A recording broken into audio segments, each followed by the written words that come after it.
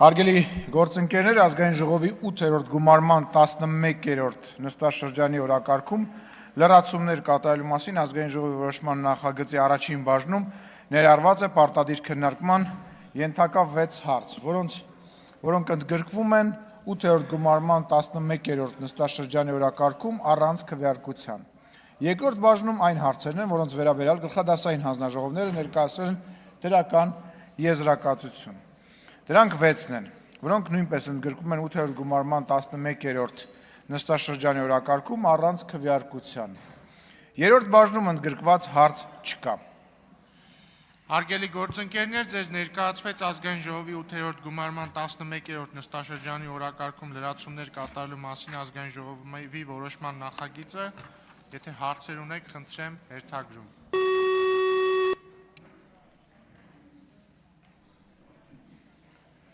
Ամեն անգամ գալիս եմ այն հույսով, որ հարց կտան, հարց չեն տալիս ոչ մեկ։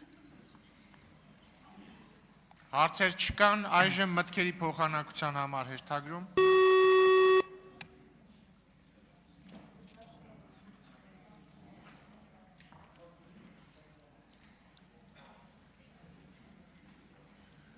Մտքեր նույնպես չկան, մտքերի փոխանակություն հետևաբար ավարտվեց, ձայնը տրվում է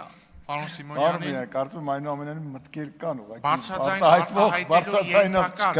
չկան։ Շնորհակալություն։ Հարգելի պատգամավորներ, ազգային ժողովի 2026 թվականի մարտի 3-ին գումարվող հերթական նիստերի օրակարգի նախագծի առաջին բաժնում պարտադիր քննարկման ենթակա 20 հարց կա։ Դրանք հերթական նիստերի օրակարգում ընդգրկվում են առանց քվեարկության։ Երկրորդ բաժնում 6 նախագիծ կա, ազգային ժողովի խորհուրդը մարտի 2-ի նիստում քննարկել է այս բաժնում նախագծերի ընդգրկման, դրանց քննարկման հաջորդականության հետ կապված առաջարկները եւ քվեարկությամբ հաստատել դրանք։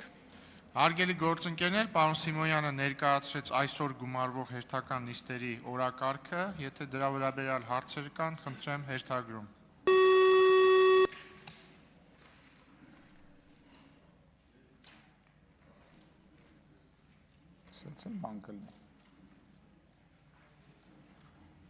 Հարցեր չկան, մտքերի փոխանակության համար հերթագրում։